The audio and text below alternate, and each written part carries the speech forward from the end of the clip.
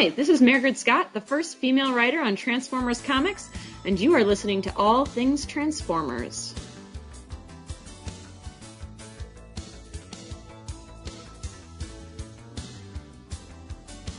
Oh my gosh, this is so great!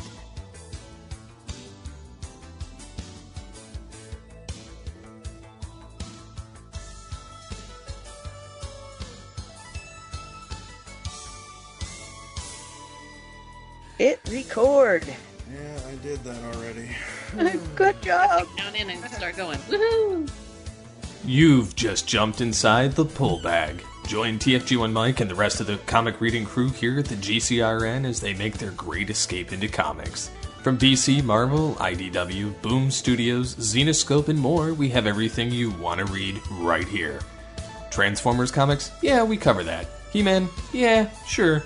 DC superheroes like Batman, Batgirl, Nightwing, and Batman Beyond? Yep, we have those too. How about TMNT from IDW and I Hate Fairyland from Image Comics? Yeah, we have all that here. Plus, so much more. It's all inside the pull bag here on the Geekcast Radio Network. So without any further ado, it's time to talk about the comics we are reading right now here inside the pull bag. Pathetic fools! There's no escape! Autobotly August 2018 continues where we're talking about Transformers comics as always. That's right, the Fembots are back for another week of Transformers comic goodness here inside the pull bag on all things Transformers. This is episode 322 of the pull bag. I am one of your hosts, TFG and Mike. Joining me are three Fembots that would give even Austin Powers a run for his money.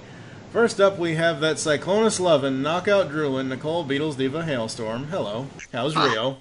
Oh, fuck off. Sorry. I don't drop that word often, but it's been a bad couple weeks. Hence why I put it in there, to make you laugh. I'm sorry. Good thing this is an explicit podcast. Children, do not listen to this without your adults. I feel sorry for my neighbors who probably heard, they're probably like, did Nicole come down with Tourette's lately? Then we have the Megatron-obsessed, wrong prime worshipping Heather Hahi Prime, Rodimus Rules, Optimus Rules. Slag you to the pit, Biscuit Breath. There you go, there's some stars. There you go. I love that Heather is so cool with her insults, and I just go for the blatant. You're so good, Heather. Because made-up swears are so fun. They really are. Then there's that whirling wrecker girl who'll put your eye out. She wrecks, she rules. It's Amy, a.k.a. Lady Wreck. Hello. Hello, and yes, you'll put your eye out. You'll put your eye out. You'll put your eye out. Yep. Today it is all about Till All Are One, Volume 2. There's no confusion this time around, folks. Mostly. Well, for me anyway, there isn't any confusion. It's not my fault Farrah Fawcett doesn't know comics. What? Oh, God. That was fighting words. Fighting I words. was going to be like, Amy knows comics really well. I know. Most of the time. So, according to the IDW info page, this collects the Transformers Till All Are One Revolution one-shot, and then issues 5 to 8 of Till All Are One. Written, obviously, by Margaret Scott. Art is done by Sarah. And also, I can't even Yato. do it. There you go. Yato. Yato. Wait, alright, hang on. Tsushima. Sorry. Naoto Tsushima? There you go. She was It's Tsushima. There you go. T and the S is Yeah, Tsushima. Tsushima. Yeah. I listened to a YouTube video earlier today to figure out how to say it too, because I was like, I don't want to butcher this, and then of course I probably did. So I've been trying to study some Japanese. Awesome. Yeah. Joanna is on colors. Priscilla is on additional colors. Letters, Tom B. Long, all that good stuff.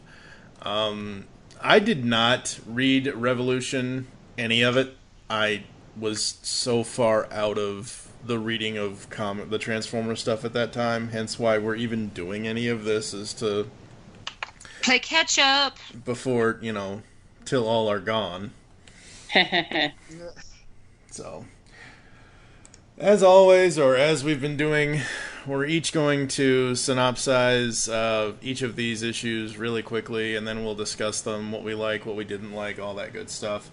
And Amy has double duty, so she's going to be revolutionizing the revolution. Whoop, whoop. Do you want me to put, all of the art and colors and everything in there as well, or? I just did all that. Okay, Then we'll just jump past that. Okay, so the Revolution to All Are one-shot summary.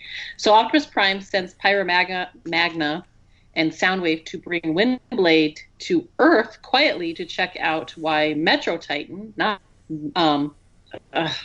Metroplex. Yeah, not Metroplex, but Metro Titan can't talk. He's not talking. Windblade uses her expertise being a city speaker to see if there's anything actually physically wrong with him, which there isn't. At which point she realizes he was staying silent because there was only one bot he really wanted to speak with, and that was specifically Optimus Prime. Mm-hmm. Because they don't know the Titan's intent, he's new to everybody, Windblade opts to merge her mind with the Titan first. And, of course, he takes offense at this because you're like, hey, what is... yeah. I mean, he didn't say hey, but, he was like... He's not very happy with the fact that why didn't the Prime trust me? But he allows her to make contact with the person who he has a message for Optimus Prime. So Micronus Prime happens to be the dude that has a message, and he's one of the 13 original Primes, but his message isn't one that can be told, but rather experienced. So we're going on a quest, sort of. Oh, quest! You love a good quest.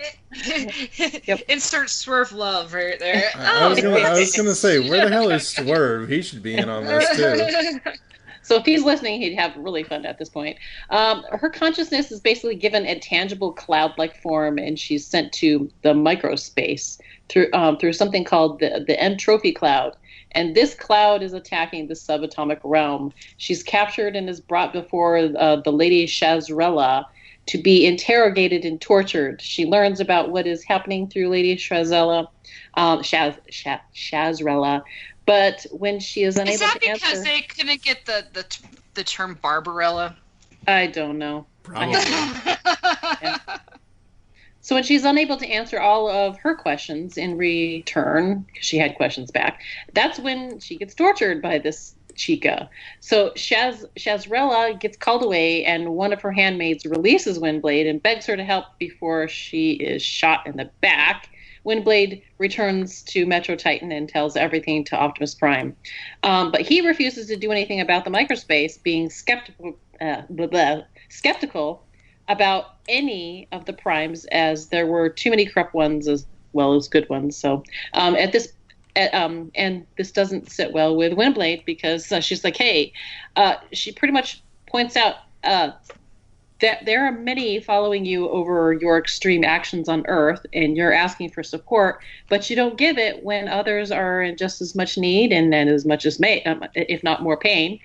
He makes the distinction that he never paraded as being divine and explains himself so that others understand why he does what he does, and that, to help him accomplish the thing that he set out to do. And she's not happy with his response, but vows to continue to serve him as she would do anything for a Prime.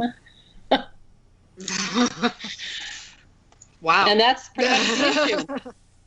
We take a little jaunt into Microspace. We see our first actual on-the-page version of Micronus Prime in IDW Comics. Mm-hmm. He's been mentioned before, but he never actually was on the page, and so now he is. We actually had a conversation with the dude, so it's cool. Woohoo!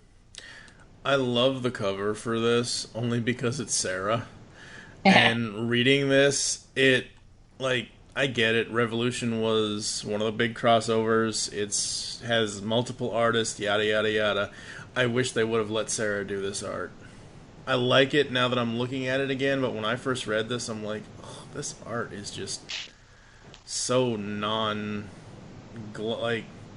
Optimus Prime looks like he's in his 80s, he looks like he's 8 million years old. Like the panel where he says, Windblade, thank you for coming to Earth. I swear to God, his arm's about to fall off. Like, he should be in a geriatric home or something. He's been through a lot, man. Uh-huh. He's seen stuff. Uh-huh. Yeah, he looks a little bit wonky there, but at the end he looks Yeah. okay. He looks okay. His style, I think it's that the way Prime is drawn is in a much more basic IDW house style Prime, whereas everybody else, Windblade and Shazrayla and everybody else, is drawn in this very stylized anime looking style. Mm-hmm. And so Prime doesn't fit in with the rest of it, and he feels out of place. I mean, even Micronus Prime, he looks like he's lifted straight out of the new Robots in Disguise show. Yeah. Mm-hmm. This is getting expensive. So yeah, the art on Prime is a little strange, and you're right. The art on Micronus, it does look like he came out of the Robots in Disguise. The Robots in Disguise right after the thing. animated show. Yeah. Is it just me, or the panel where Windblade is in the energy stuff, where she says, where she answers like the first question or something, where she says, "I'm not sure how, but yes." When Comixology like drifts down to the next part of her internal monologue, the way that she is quote unquote standing, it looks like she's doing some sort of hula dance. She's not actually moving, but her pose looks like something you would see out of, Cybertronian Hooters or something. Yeah. the Cybertronian Hooters. It's got a pin-up girl look. Yeah. Yeah. The art style in this is very much more sexualized than we're used to. Like, Windblade has got some serious badonkadonky. Badonkadonk means bum. Yep, she's Chests are bazinga. Yeah, there. Yeah, and she's always doing this thing with her legs that feels very Japanese to me, like the knees tight together and the feet out. Mm-hmm. That's very like schoolgirl in a little skirt that's about to get blown up by the wind kind of feeling. Yep. Yeah. Absolutely. I was actually fine with the art just because it's different, and we only see this, like, this is the only thing he's ever done a full actual issue for. Mm-hmm. And so I was like, there's a few things that I would tone down if it was me, but, it's just different styles and also from different culture as well. So I was actually pretty fine with it. I'd heard horror stories about this issue, and so when I finally saw it, I was like, oh, it's not nearly as bad as I was led to believe.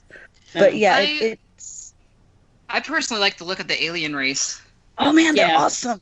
Yeah, they're awesome. The Cobra Commander looking lady. I like her. She's kind of cool looking. I like that. So all the sort of weird nun servant characters. For some reason, Yeah. I think of them as nuns, like robot nuns. Oh yeah, I could see that. Yeah. You could totally see that. Yeah. They look like weird nuns out of Saga. Oh, they would fit great in Saga. Yeah. Yeah. I do have to point out the page where she goes from wherever she, like, with the Metro Titan into Microspace, where she gets torn apart and put back together. That was very interesting because there's so many different things that are going on in the different panels of this one page. I was like, I couldn't get what was going on. I actually had to go to the TF Wiki to go, what the heck? Because I thought I saw different versions of her, but it was like, so it took me a little while to figure out what it is, but basically it's like she's going through different versions of her, like through like the multiverse or something like that. Yeah. One where she kills somebody, another where she's a cute little fairy, and just the different things. And I was like, oh, and then things started popping out much more realistically to me. And I was like, oh, okay, I get it. That's interesting. Did you read this on Comixology or in print, Amy? I actually read this on Comixology because here's the thing. I bought all of Till All Are One as it came out. Mm-hmm. So I got it for full price, and I got the individual issues. So I didn't actually get it in trade. So for me, I didn't have this obviously with me. I got it because I ended up getting all of Revolution when it was on sale.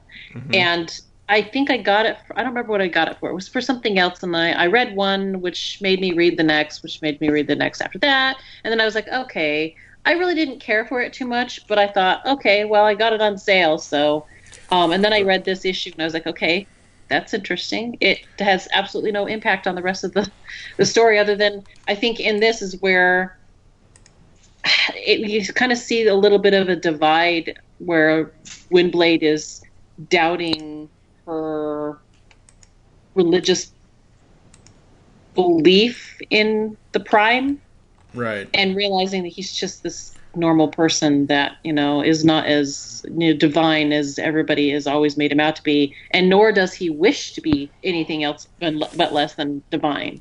And so it's just kind of interesting to kind of, we've seen that slowly take hold on her. So yeah. The reason why I ask is because the page that you're talking about, if you do it on Comixology Guided View, it takes you through each of the panels of what she's going through. Yeah, I did, and I was still kind of like, what? But it pulls out to reveal the full image. Yeah. So I did like that. Like that. I've said this before, I'll say it again. It's very rare nowadays that I will ever get print again.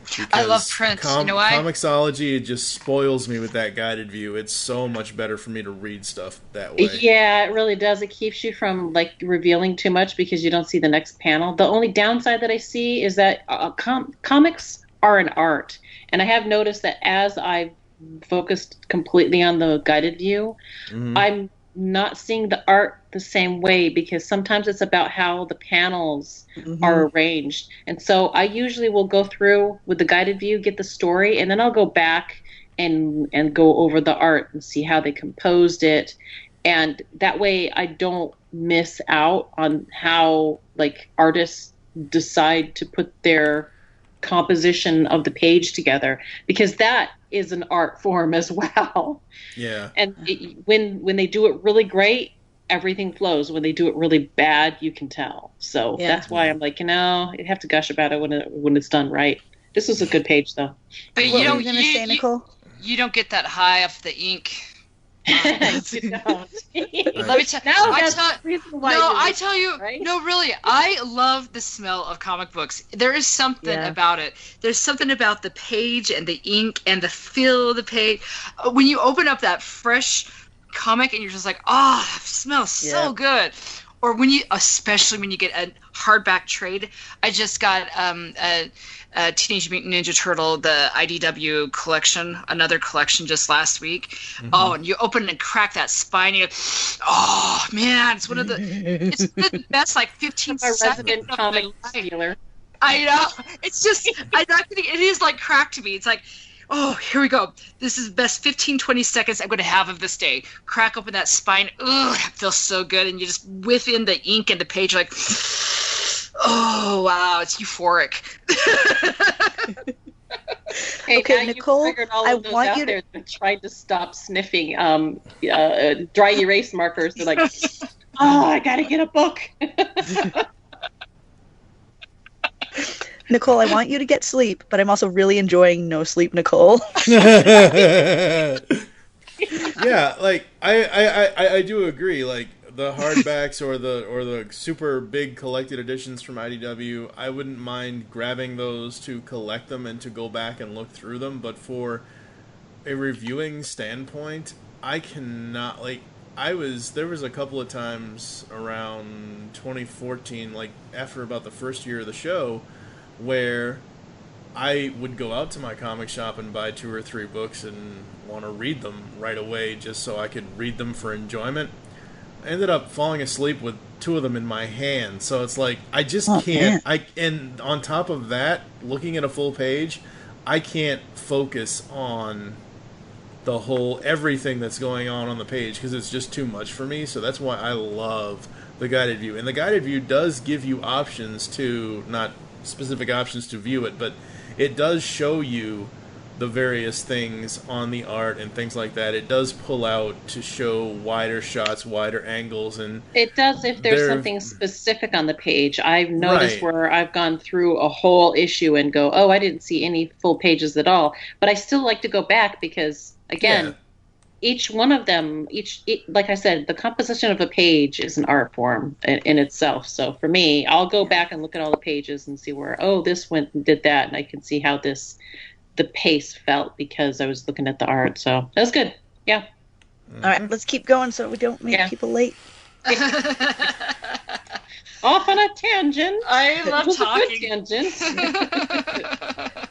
Oh crap! Okay, all right. Really fast though. I love that there's a little like super shippy panel of like Windblade hugging dead Starscream that ends up sort of weirdly coming true in the end of Till All Are One. Doesn't it? Yeah. Oh my gosh! Wow. Seeds of the future lie buried in the past. Yep. All right. Do we have any other thoughts on this issue, or should we move forward? I didn't really care about the Micronauts issue. I don't even remember if I even read it. I think I did, but I don't remember. Sorry. Yeah. I enjoy the baddies, but I cannot bring myself to care about Microspace as a thing. It just seems ludicrous to me. As a person who reads about giant alien robots from space, I'm like, no, I draw the line in Microspace. That's silly. I kind of thought of Microspace as being inner space. You know, that really great movie. Oh, yeah. Back in the 80s. Yep. Yes, same. Or like in Ant-Man where it goes into like the teensy subatomic place. Yeah. Where things are weird. Yep. And secret powers. I just related to her in the first page. She just wants to get some freaking sleep. Let her sleep. Yeah. Just let her sleep. Hashtag let Windblade sleep. I was reading this. I'm like, oh my gosh, I feel so sorry for her. I'm like, I just wanted to high five Windblade. I'm like, girlfriend. I've gotten 5 hours of sleep in 3 days, people. That's why I'm kind of delusional right now. Mm-hmm. And it's not even after midnight yet. Oh. She should write a book on how to survive on little sleep. Yeah, exactly. All right. That's okay. Sorry. Don't do that. Okay, next issue. Who has next issue? I have Amy next does. issue. So issue 5, the summary. This one was titled Ping. It's out in space aboard Alita 1's Titan ship Carcer. A sensor array alarm goes off, and Alita is called immediately. And then Windblade returns from her revolution experience in a negative place given recent failures and meets Obsidian, who tries to cheer her up, but is interrupted by communications. Starscream meets with Ironhide, head of security of Iacon, who requests that he keep he's requesting that he keep the Enigma of combination safe. And Starscream's like, I'm going to resist this proposal. He wants to see the Combaticons prosecuted for their crimes, but we learn that Ironhide won't do that while they're basically comatose, brain damaged, or dead, or all three. Mm-hmm. As they continue to talk, Ironhide encourages Starscream to be the leader he's capable of being. Woohoo! Mm-hmm. And he'll stand behind him if he does that. But they're all interrupted as their communicators go off. So everybody meets. The Council of Worlds assembles to discuss the approaching horde of zombie titans that recently came into sensor range. On the first page, where we had the out in space aboard a Leader One's Titan ship. They apparently came into sensor range in space and will be arriving in 6 hours. Holy cow! So their reactions go from complete panic to planning to fight back when Starscream snaps them back to reality. Yay! He's being a leader, and he's inspiring people mostly, unless he's yelling at them and whatever. The sick and the injured are moved to Caminus. Ironhide's security forces organize the evacuation of Iacon, and all ships are drafted to help take down as many Titans as possible. When the zombie Titans arrive, the fight is on. Everyone does their part. Windblade gives Metroplex the signal to transform, so even he can bring down the Titans that make it to the ground. In space, Carcer's crew complement, led by Strika, take as many Titans out as they can before they get past and take to the planet's surface. But the battle wears down Metroplex until he's overpowered and wrestled to the ground. No! Starscream calls Alita 1 aboard Carcer and requests that she help them on the planet's surface by bringing Carcer down, and she listens to him, and she hangs up on him. I love Alita. If only we could all be Alita to Starscream. But yeah. Can I say how much I love that last panel? That look of Starscream. I love that panel. The artwork is just brilliant. I love it so much. It's just like she's got every emotion in Starscream, and that little look right there. I love it. Loathe this guy. Please go away. I will not explain myself. Goodbye.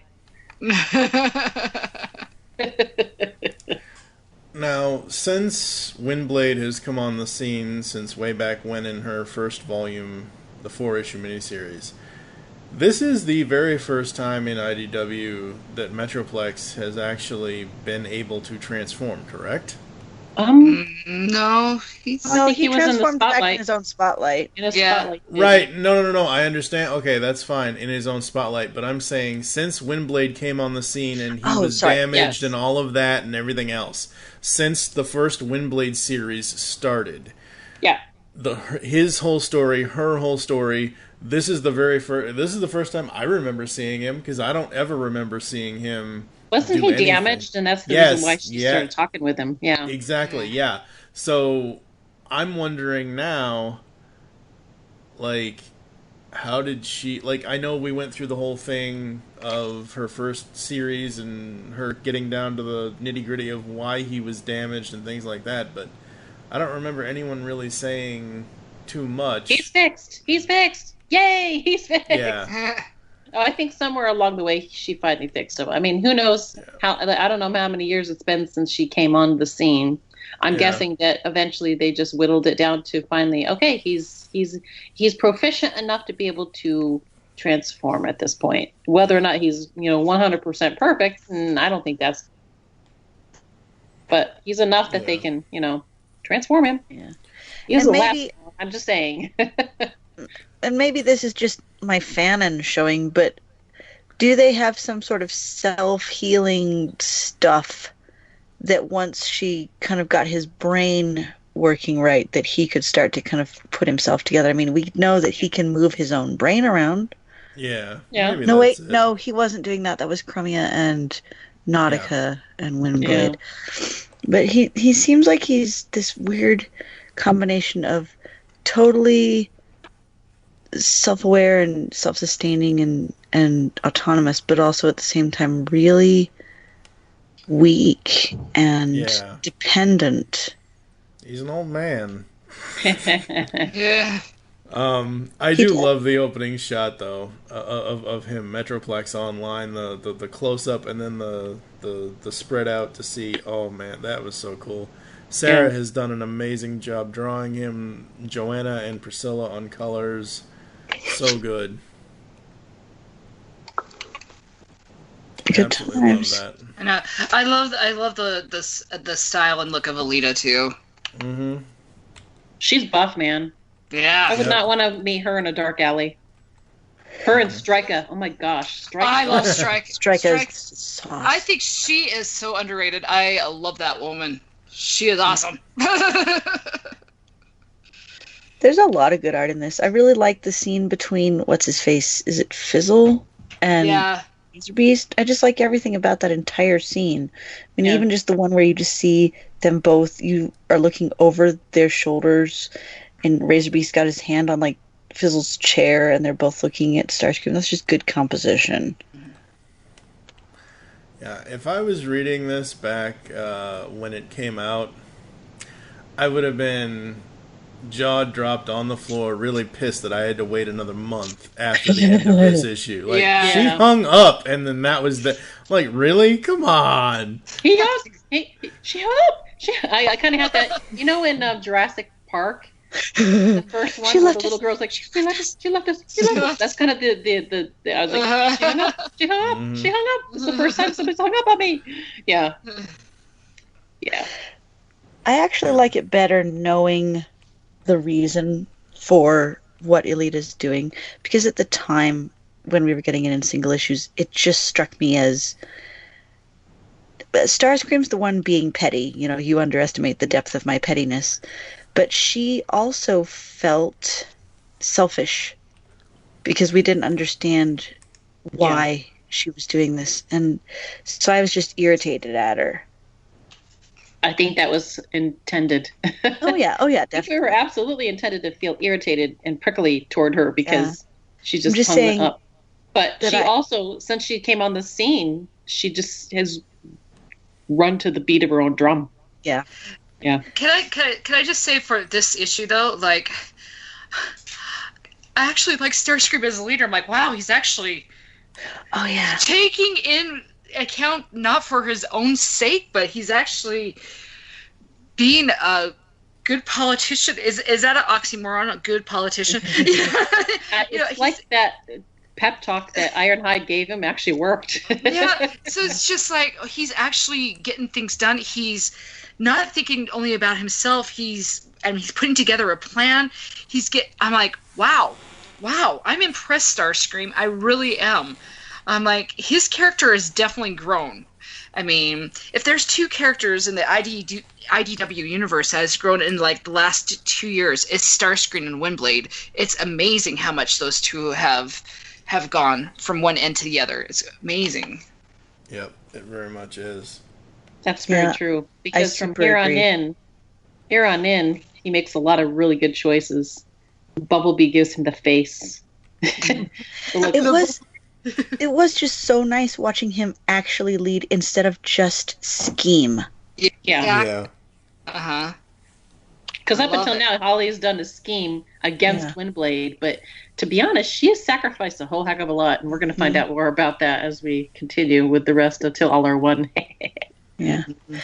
Do you guys know, I feel like, okay, so the page where it's just 2 hours to impact, 1 hour to impact, and you're seeing everybody as the time comes closer, and it's reminding me a ton of something, but I don't know what.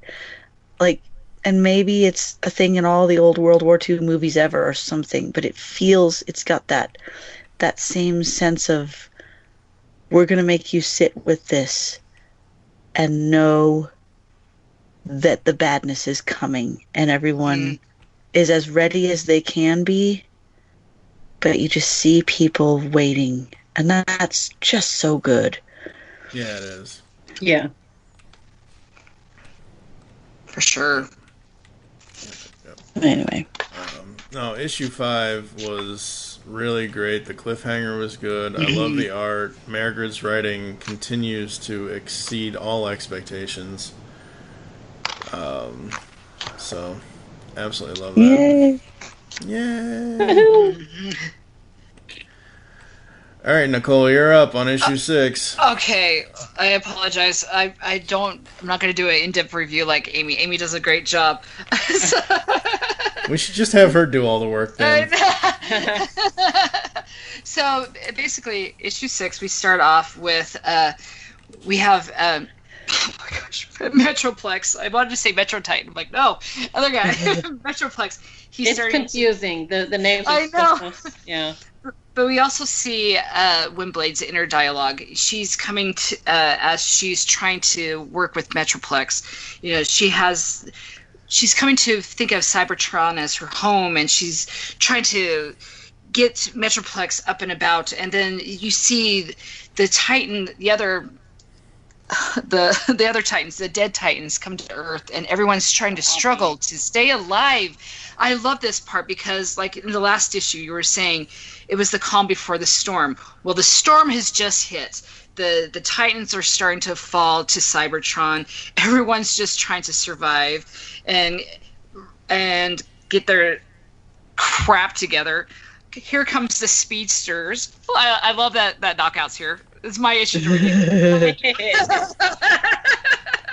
That's edition. Other than Strikeout. God, I love Knockout. He's amazing. But I mean, they're working as a team, and these Titans are huge, and you have to take down all these. I mean, you got so many of these other Transformers trying to just take down one, and to see how they work together as a team. Where they probably weren't working as a team to like just a few months ago or a few days ago, you know. Yeah. And to see them come together and be like, okay, we could do this. And then of course we got the lovesick Air Razor and Tigatron. Yeah. God, these make me sick no matter what they're in. I'm just like, ugh. Oh, stop. I'm sorry. Who- It's just Somebody annoying. says they're canoodling at one point. And made me Yes. laugh. Yes, Yep. they do. Kind. Are you done with your canoodling? Yeah. Ironhead, I love it. I'm just like, they're always teamed up together, but I don't know. It's one of those things I'm like, I get tired, Nicole. I apologize. But again, then you come back to Windblade, and she's just trying so hard to work out with, what can I do to Metroplex? What can I help out here? And then to know that you might have to take him offline again. You're just like, wait, we just got him online. Now we're going to have to take him offline? Are you serious? So, and then my favorite part again, Starscream and Alita. Hello. Yep. What? You hung up on me. What the hell? You know? Basically. Yeah. This issue, I mean, it goes back and forth between all these different scenes. So, I mean, it's just so intense. And then finally, you get back to the council, where Starscream, again, gets to be a good politician. He's like, okay, well, we need the help of Alita. She's not going to give us help. She doesn't want... She refuses. So what are we going to do? And so they finally get to the council, and they start to make a plan. And I love to see that they're coming together. And I love it when a plan comes together, you know? Oh, yeah. Mm-hmm. The A-Team.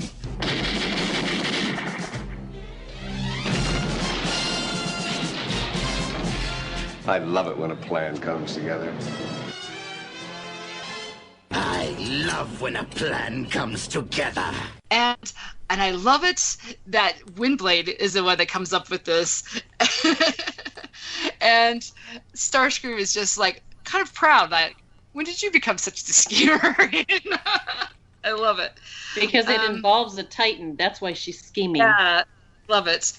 But then they're trying to, because of all this, they're trying to get everyone off planet. And that includes the prisoners. Well, our favorite prisoner, Chromia, is trying to make it out. And then, of course, she sees Ironhide, and she tries to be like, you need to get Windblade. We need help. Because, you know, Chromia knows Windblade better than anything. And she's like, she's going to do something stupid. And I love that she was so blunt. She's like, she's going to do something stupid. And I love that about Chromia. And she says it out of love. And I love that about her. But again, I'm mumbling, and I apologize. But I love, there's this one panel that has just the ragtag team that you probably would have put up together, and they're like, what should we call ourselves? You know, and they never really did give themselves a team name, did they? No, they didn't. No. Nope. Dang it. But, and then to know that they're actually getting this plan together to go up to space, to go face Alita 1, to get her, I just lost... Carcer. Carcer, yeah. To come down and fight with Metroplex. And again, we have another... I guess would Devastator be considered a Titan? He's not really a Titan. He's a combiner. He's a combiner, yeah. I say how wonderful these colors are. Oh my gosh! The panel where Devastator says, you know, Devastator failed the Chosen One once. We will not do it again. Yeah. That panel went, oh my god, like he hasn't looked that good in 35 years or more. Like he's so nice and shiny. You know? Yep. It's like they said, hey, you guys helped us out, so we'll give you a buff job, you know? Buff you up really good since you helped us out with the Combiner Wars. Give them a little bit of appreciation. Yep.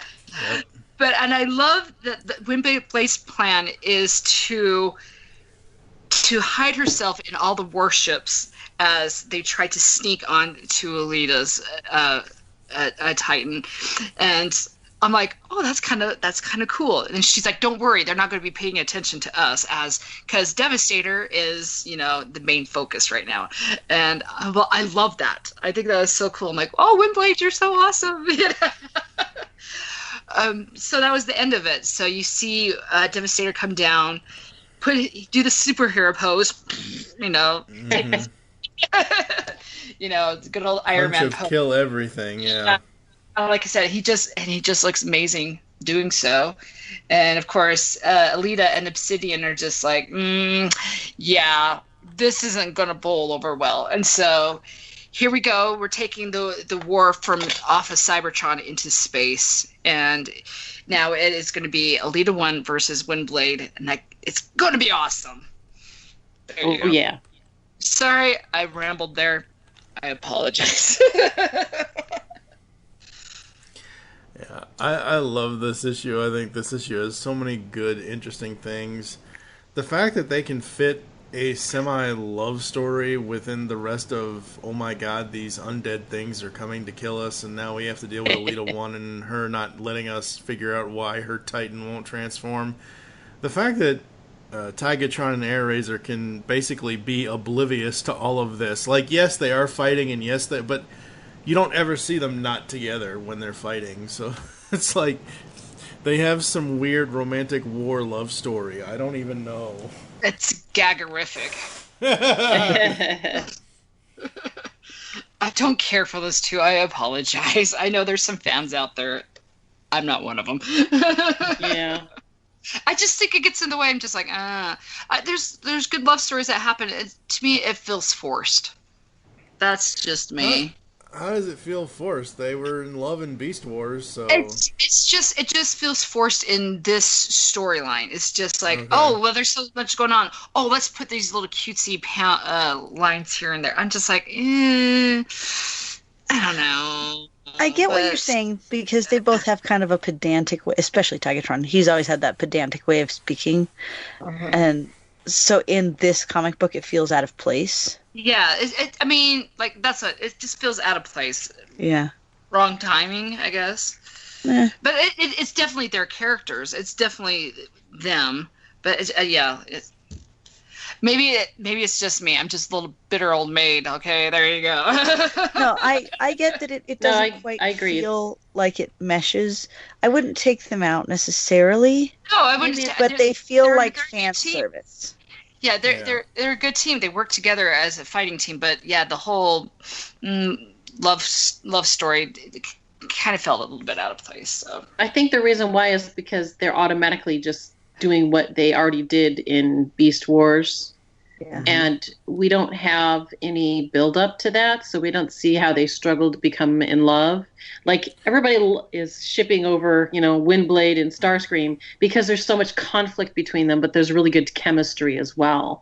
And so it's easy, like, hey, we know nothing's going to come out of that one, but that's because we're working for it, that we want to see it so badly. Whereas those guys, there's no we don't have to really invest anything. They're just already in love. Well, right, because when we first met them, they had already been, like, Eucharis was already a thing at the time, until Unicron ate it. But we didn't go on a journey, so that's why we don't care. Right, exactly. Like, we didn't go on the journey with them in the book, but just from a fan service point of view, oh, cool, they're here, they're in love, that's great, because we already knew that that's what always happens with the two of them. Yeah. Yeah. And I think as a contrast to, for instance, and not obviously in like a sexual way, but the way that Windblade and Metroplex love each other is precious and understated and beautiful. Love that. Yes. And like, you feel absolutely everything, and it's done in just tiny expressions and small moves, and it's beautiful. Like, I'm just looking at the page where she's trying to save him and ends up having to disconnect his brain, and it's so sad and beautiful because he's so little. It's just because she struggled so hard to get him online, and it's like, she's like, now I've got to take him offline. Are you serious? This is crazy. It's gonna save his life, though. I'm just saying. I know. I know. It never feels like she's turning off. They'll just take him apart unless he goes inert and they think that he's dead. So it never, whenever she's interacting with him, it never feels like she's interacting with a fancy computer or a complicated machine. It always feels like this very really personal, specific, because it's not even the way she interacts with other Transformers of her own type. It's really well written. Yeah, it is. Yeah. It's beautiful. It really is beautiful. It's really beautiful. It's this combination of I'm talking to someone who's sort of a god, but also my child, but also very old. Yeah, and just like it's real. I love this whole and that panel where he says "wind voice." I know he's that, and he's got like a bloody nose. And he's just like, why did you do that? No. And her little, I'm sorry. And his little panel things where he's like, hurts, make them stop. I'm like, gosh dang it, man. Yep. Anyway, but yeah. And other thing that I have to point out, Alita, her refusal, because in this one, Obsidian actually tries to get her to say, wait, maybe if we've explained the reason why, and she absolutely refuses to even do that. And I was like, ugh. You know that if you talked with Windblade and gave her a really good reason why he's got to stay, not, you do realize that she'd probably go, oh, okay, yeah, this is bad. Yeah. But here's the thing, though. That's why I appreciate knowing what I know in the future. When she finally explains that the reason they don't is because they have seen how Liege Maximo gets people twisted. She cannot trust anyone. If it was just Windblade and there was no Liege Maximo, then she'd be like, yeah, okay, so here's why we can't do it, blah, blah, blah, it's bad. But she is just too afraid of letting the knowledge that Liege Maximo exists out. Yeah. Because she's just seen too many times what he is capable of. Mm-hmm. And Starscream exists on this planet. And has currently power over Windblade. So she's just she just can't. Yeah. But yeah, I'm so team Obsidian in this series. I love Obsidian too. He's so awesome. Good. And his design is awesome too. Can I say? Yeah. He's always been a cool character, even back in like Mike was he was Beast Machines, right? Yep. Yeah, he's always been cool, but like he's just fully a person. And yeah, we've actually been watching a little bit of Beast Machines lately, and I still I can't handle the sound of it. It's just loud.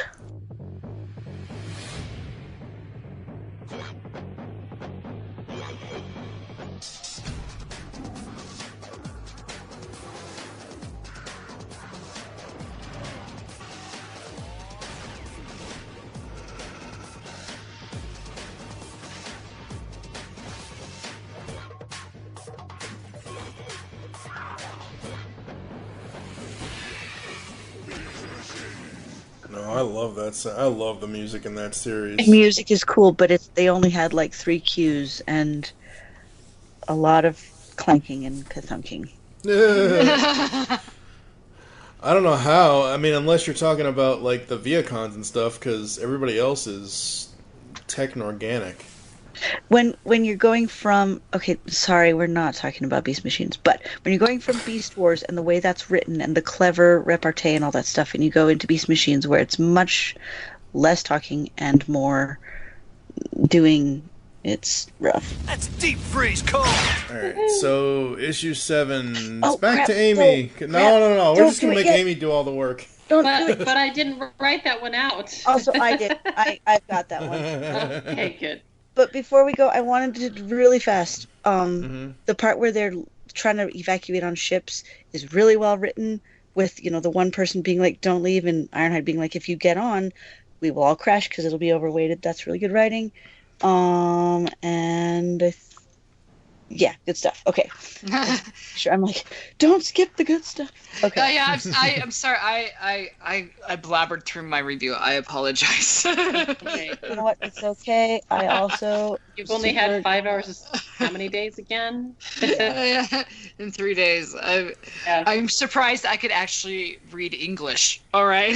Good. You're doing fine. Yeah. All right, so here's the summary I've got for the next issue. I think it's 7. All right, so Starscream and Bumblebee are kind of watching the war, and there's this really poignant bit where Bumblebee's talking to him about how he and Windblade could have been better allies if he'd been more honest with her. And Starscream is very aware of what he does to friends, that he kills them.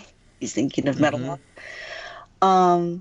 We cut to the Windblade's team attacking Carcer, and Devastator being the distraction.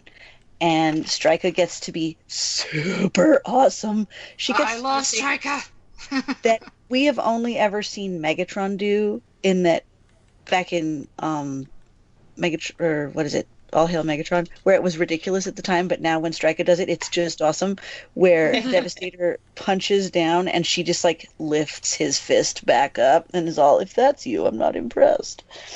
I love that woman. Love her. So even though Devastator is being super duper distracting while Windblade and her crew are trying to fly in a ship in the middle of the fleet, Obsidian, who is awesome, notices that something's not right, and they end up, our little team of heroes ends up getting their ship shot. And as it is about to explode, one of the little Devizen guys is like, "I have an idea," and they kind of hide themselves in the most sturdy parts of the ship and fall to Carcer's surface on these pieces. Now, I call shenanigans on that part because I don't think that's physically possible, but it's cool, so we will let it be Guardians of the Galaxy level. Yeah. So they are now on Carcer's surface. They go in an airlock and close it quickly and split up into two teams. The fact that the airlock was opened is noticed by Obsidian and his the two girls who are kind of being the security guards, and they send a team to go check what happened. And Alita also goes because she's like, "All right, something's going down." Yeah, she wants to get Windblade. Yeah. Oh wait, yeah. She's smart enough to figure that out too. Yeah. And they do kind of see one of the teams running. Anyway, Windblade catches up with Team 1 and pulls a gun on them and shoots Windblade as, what is his little, the guy who looks like Swerve, like Sparkstalker or something, is trying to protect her.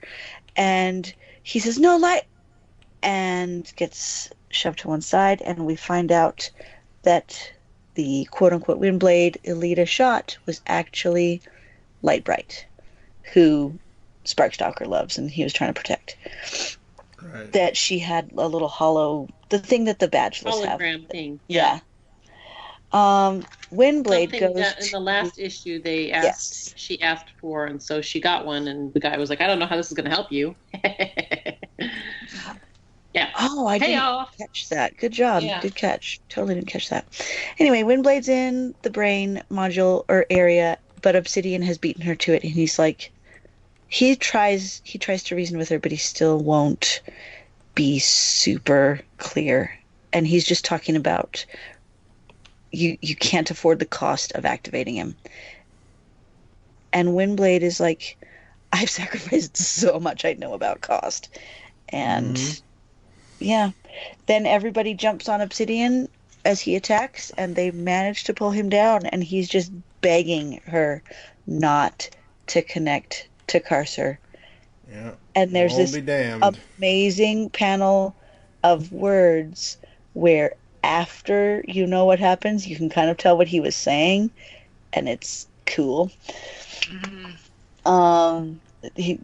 Carcer something, "free him, we will," anyways, really good. And she plugs in, and then the art is amazing, and we find out that it is Vigilem. So, which was teased in Revolution. When I first read it again to refresh for this, I thought, "Oh no, they spoiled something," and I went, "No, if you've never read this, you won't know that when they said Vigilem and Liege Maximo, that you were about to take this journey to find out who Liege Maximo and Vigilem is." And this is the payoff right here, which I think is really cool. If you're reading this for the first time, you get that payoff that was kind of laid in that. So I thought at first maybe they put the Micronauts, whatever, the Revolution issue in the wrong place. Actually, I think they put it in the perfect place. Yeah. So, yeah. Yeah. It really flows story-wise. Yeah. That last page, oh my god. That last page. It's so good. It's beautiful. So Oh my Wake up! And it's like, never again. I'm never going to be that again. What? Uh-oh. The panel right before the last page of Windblade when she's plugging in. Also good. That's the best I've ever seen Windblade look. Even though she's going through an emotional roller coaster by, plugging this thing into her head, but just the way that she's drawn, the way that she's colored, the way the background is, it's amazing. Yeah. I absolutely love it. And then obviously the last page where we get the reveal of Vigilum, it's like, oh, shit's about to hit the fan. Yes. But the good thing is that this has all been leading up to that little secret that we didn't know. And within one issue, I went from hating Alita to going, oh, snap. She's got a really good reason. I was like, oh, crap. What the heck? Yeah. Oh, man. Yeah, I was like, went from, oh, I don't really like Alita to, dang, no wonder she is who she is, because this is going to be bad juju. Yeah. I also love the fact that in this issue, cracks are starting to show again with Starscream. He's usually very specific to make sure that nobody else hears him when he talks to Bumblebee, and people are starting to overhear him. They're like, Oh, what did you yeah, say? that's right. What? Did you That's say? right. What'd you say? Air Razor's Yeah. I even went and read just what Air Razor would have heard when Starscream's talking to Bumblebee, and I'm like, it sort of makes sense right a bit. No, it stopped making sense. So, and that's where she looks and is like, what? What are you talking about, dude? Amy, where does it talk about Vigilum in the Revolutionary issue? At the very, give me just a second. Keep talking, and I'll let you know in just a second. Sorry, I know that's not important, but it's something that I managed to totally miss. Yeah, no worries. I'll go find it later. Because, when I was first reading this, I was like, who the crap is Vigilum? Why? Yeah. Like, cool art. Oh, that last page is gorgeous. Oh. Yeah, the last page in issue 7 is amazing. This is one of the reasons why I love Transformers so blinking much. Because we can do things like character we know and love plugs another dude directly into her head, and they have this cool shared mind space thing. That is just neat crap. Neat crap. I love that. That is just neat crap. I found it where it was. It's Pyra. Pyra says it to. Oh, okay. While they're trying to figure out what's wrong with Metro Titan, and they start talking about, because they see the prime the prime symbol. It's like in the first 3 or 4 pages. Yeah, there's a bunch of symbols in this that I was noticing. Like, there's that symbol that I didn't know was a prime symbol, and now I'm curious about. And then there's another one that I noticed somewhere in these later issues that I should have paid attention to. Oh, Ironhide's security force badge. What's his face? Barkstalker's got one. So, yay, new symbols. Very cool. So, thanks for going back and finding that. Issue 7 was amazing. The art, the story so far, and all that. Like we just said, the reveal at the end, like the final page here of issue 7. I absolutely love that. Going into issue 8, it is called Rubicon, and Metroplex is down. I don't know if he's out, but he's definitely down, and Windblade is still plugged into Carcer or Vigilum or whatever, whomever. Vigilum. We get her going through Vigilum's memories, Carcer's memories. We see her with Starscream as the narration is going on.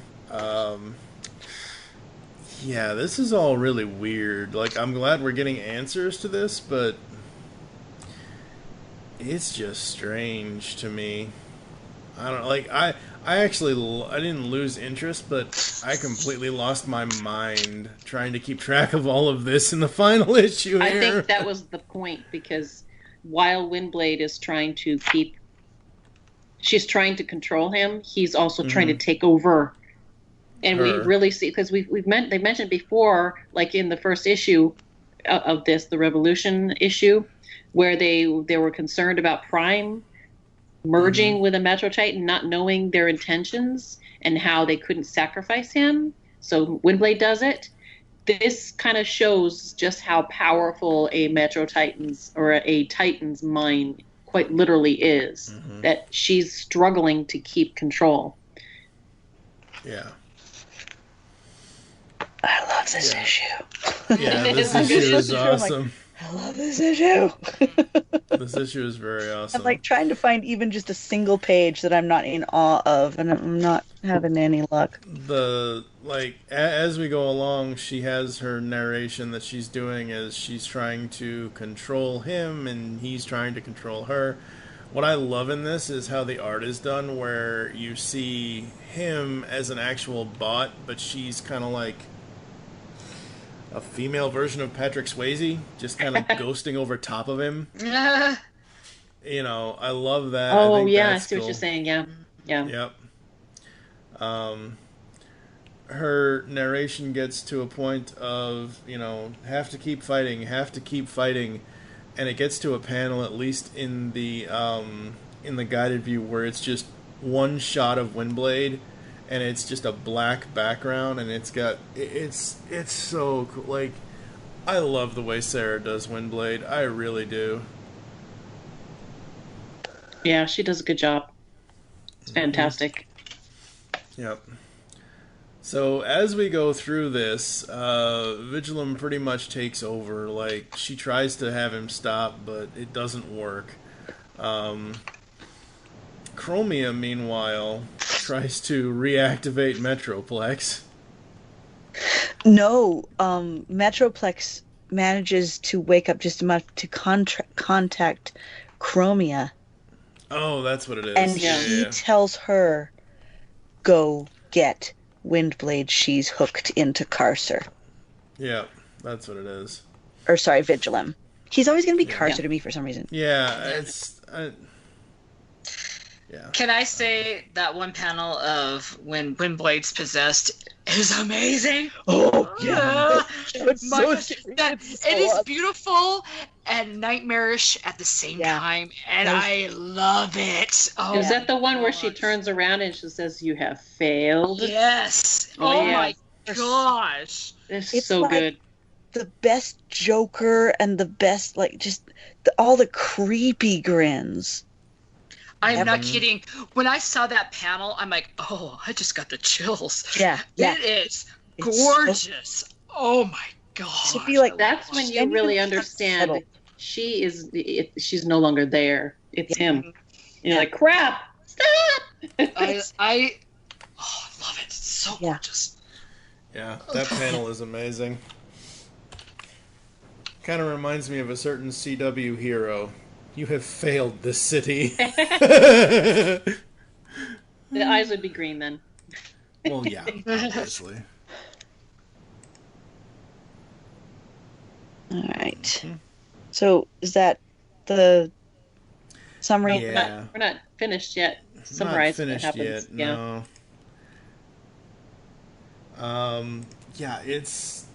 So she gets possessed, and he's taken over her body. And you have Alita, fighting back, and I just get so distracted by the art at this point. And of course, Leech Maximo ends up showing up. Not good. Yeah, Alita comes into the brain room, and she's trying to kill him before he releases Leech Maximo. Yeah, she's shooting at his brain, but it's cutting back and forth between the green where Leech Maximo is being let loose and the pink weapons fire of Alita shooting at the brain. And then also, Nicole, I think Stryka gets killed here. I know. I won't accept it. Let's just say that Ratchet fixes her later. The thing is, she's too big of a badass to just go out like that. And it's so horrible because, like, Loki Leech Maximo's like, I'm sorry, I didn't quite make that out. She's dying. I'm not quite sure what she's trying to say right there. She's like, win. Oh, you will not win. Okay, that's what she's saying. Yeah. Yeah. Yeah. And of course, Sarah draws Bleach Maximo to be like Smex incarnate. Because she draws everybody.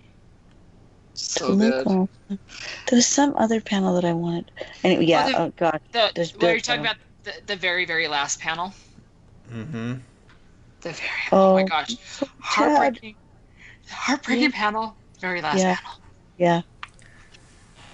Yeah. Well, we know she's not dead yet because she still has to become the leader of Cybertron and dethrone it's still yes. But when you didn't know that was going to happen after this was like you read this page and then you were like, no. Yeah. It's not just that. Yeah. If you put yourself finding your best friend in that kind of position where you've sacrificed your all and you're just like, I couldn't save her, I couldn't be there, and you're feeling sorry for Chromia even though she's done some bad things in her life. She's trying her hardest to make up for everything that she's done, and oh my gosh, there's so much pain and love and anguish in this one little panel, and I love it. Here, seconded. Yep. Yep. Absolutely. I mean, you could feel every emotion Chromia is going through right there. I cried. I'm just going to say, I cried when I got to the end of this one. Because we've been on such a journey with these two. I mean, since like all four of us. Yeah. We podcasted about it. And we've seen the journey of how, Chromia made bad decisions and she took responsibility for those. And now, no. Yeah. You know what the sad thing is, though? What? As emotionally horrifying this final panel is, I know Chromia's a motorcycle, but I don't care. The way that she's drawn in this final panel makes it look like she has a friggin' fidget spinner on her back. A bended one. Oh, God. Yeah. It's a broken fidget spinner. That's because her heart is broken. Yeah. Uh-huh. Yeah. Mm-hmm. That is actually good storytelling because there have been times, more than meets the I-47, where I was destroyed because I thought people were legit dead. Okay? Mm-hmm. I never once thought Windblade was actually dead here. And yet still, this packs a really good punch. Mm-hmm. It's not that, I am destroyed by this piece of paper feeling, but it's just like you were saying, Nicole, it's just really good depiction of I tried so hard to save you and I couldn't. Yeah. But yeah. Everybody gets so after Chromia for killing 3 people and everybody else has killed like 3 million people. Yeah, I know. Like, guys, I know, right? And I feel like it was us readers who wigged out about Chromia to the point where they kept feeling like they had to deal with it in such a serious way, and everybody else gets away with stuff. I think the thing is that Chromia was doing it the way that she was doing it. That's a problem. Yeah. Yeah, it's not that she was doing it, it's the way she did it. Yeah. Yeah. That it wasn't part of the war, it was just selfish. She was trying to manipulate Windblade to go home. And that, in a sense, almost is a betrayal of their friendship, but yet she found a way. Windblade helped cover it up. She was the bestie that said, "Okay, if you ever kill somebody, I'm there. We'll bury the bodies, and I'll give you an alibi." She did it. She was the legitimate bestie that said, "Okay, well, I was there to bail you out of jail, and we hid the body. Nobody knows. Yep. Oh crap! Except Starscream. Darn it! Oh no, that guy." So. It was Starscream in the parlor with the wrench. Yeah. Dun dun dun. Now that's a crossover that they could do. Transformers versus Clue. That would be amazing. That would be fun. Oh, sorry. I am just always going to tell you the good fan fictions out there. There's one called CSI Arc, where the Autobots do a murder mystery. And it is the best characterization of like pure G1 goodness. And it is Glee. Anyway. You'd think that the Decepticons would be doing the murder mystery. No, I could see them being the ones that are locked in a room somewhere and they have to solve the puzzle. Oh, God, no. Oh, No I love escape those. They're so room. fun. The escape rooms are fun, man. They are fun. The Decepticons wouldn't last 5 seconds in an escape room because Megatron would just blast a hole in the wall. That's true. He would. So, This art is at so... the end of the trade here, if you have the Till All in One Volume 2 trade, they have all of the covers that were all the variant covers and things like that. Priscilla's cover for issue, I think it's issue 6 or 7. It's basically Starscream and Windblade. It's basically a poster of it's Starscream for issue and 5. Windblade's face. Yeah. Issue 5, that's what it is. It's their faces with Cybertron and all this, with Chromia and Obsidian on Windblade's side, with all the Rat Trap and whatever on Star. I love this. This is why that is the featured banner, because I love the whole half and half face thing for Starscream and Windblade, because it almost looks like Starscream is wearing clear lipstick. I love that you're like, I love this because it looks like Starscream's wearing lipstick. It's like, no. I love the one where it's Chromia's mugshot, where it's her up against it. That's hilarious. All of Priscilla's covers are great. Yeah, absolutely. Windblade volume, not Windblade. Why do I? Till All are one. Thank you. Yes. It's like confusing Roxy with Rio. Anyway, I know people. Watch out! All right, she'll hire a hit. Let's go around the table. Heather, what would you rate the whole story here in Volume 2? Actually, why don't you just let Nicole go first? Yeah, just let Nicole. That too. Yeah. Okay, so the whole story, like I said, the only thing that I really had an issue with the whole storyline was the whole Air Razor Tigertron thing. That was like the only thing that like kind of threw me. It was just like I was invested in the whole storyline, the whole Windblade and Metroplex, and like I said, the Air Razor and Tigertron love story is the only thing that kind of threw me off. The artwork was great. I'm going to give it a 4.5. Okay. What about you, Heather? This thing is better every time I reread it. And I always remember it as being more disjointed than it actually is. It builds really skillfully to this very controlled finale.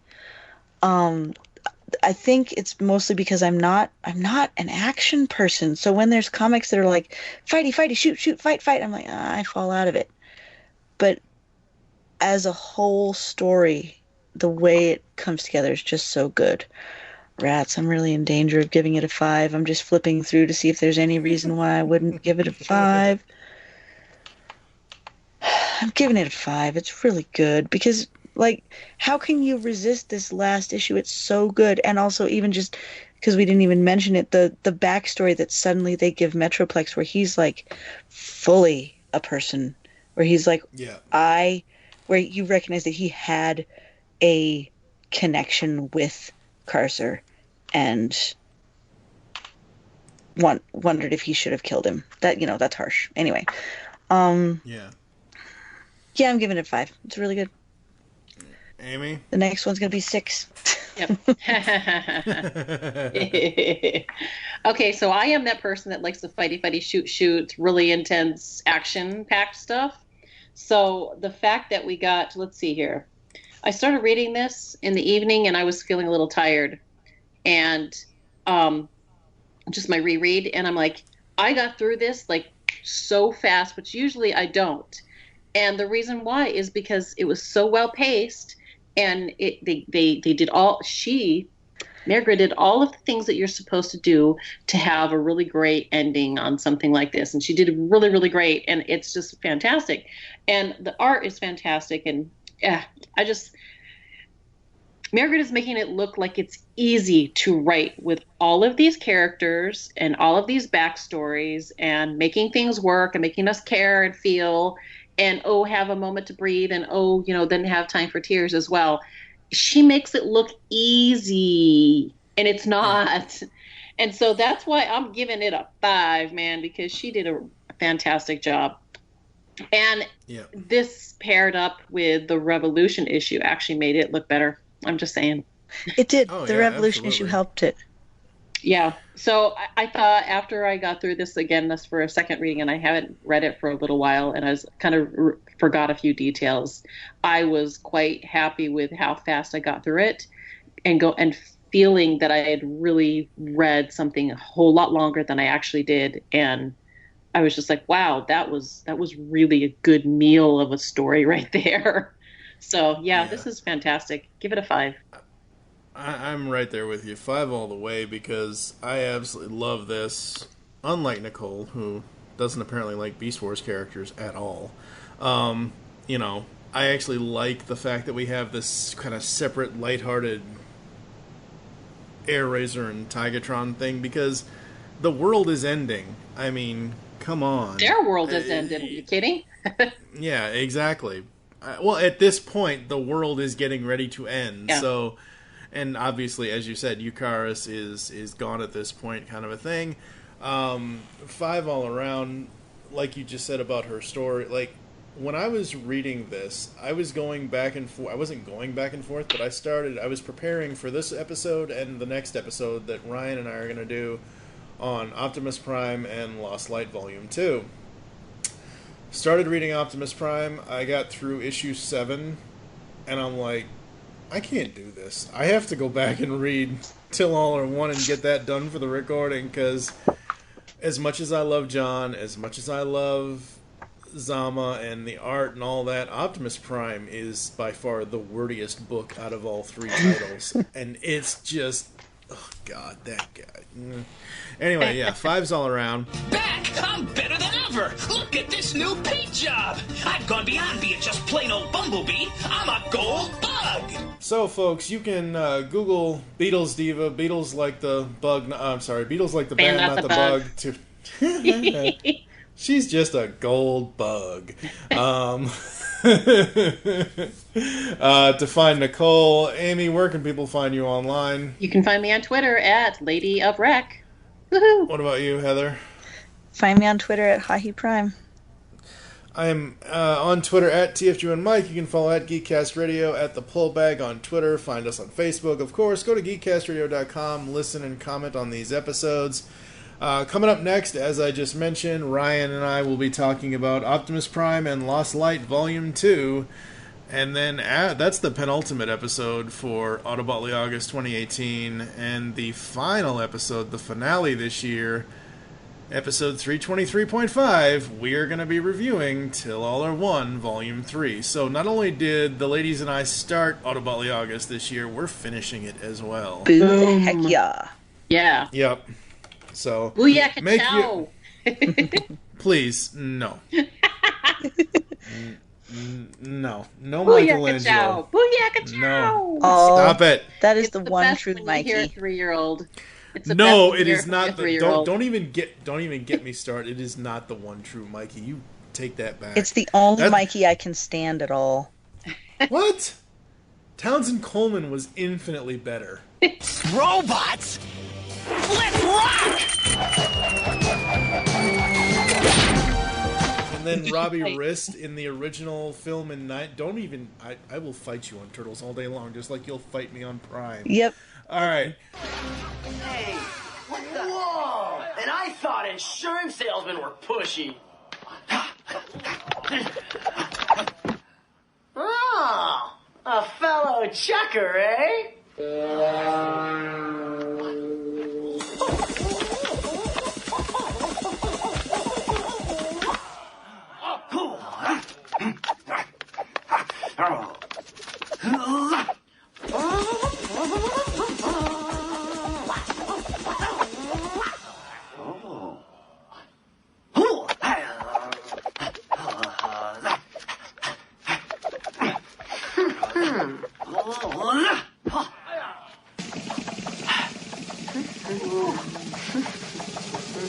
Keep practicing. Make your great escape into comics. We will catch you next time here inside the Pullbag. Bye. Till all are one. You've just heard the latest episode of The Pullbag, the GCRN's first comic review and discussion podcast. There are several ways to get in touch with us and leave feedback for the show. You can visit the website, geekcastradio.com, where you can comment on the episode and all of our different podcasts. You can rate and leave a review for the show on iTunes. Be sure to leave us feedback. Become a fan of us on Facebook, facebook.com/thepullbag. Send us an email, feedback at geekcastradio.com. Follow us on Twitter at thepullbag and at geekcastradio. So until next time, make your great escape into comics and unleash the geek in you.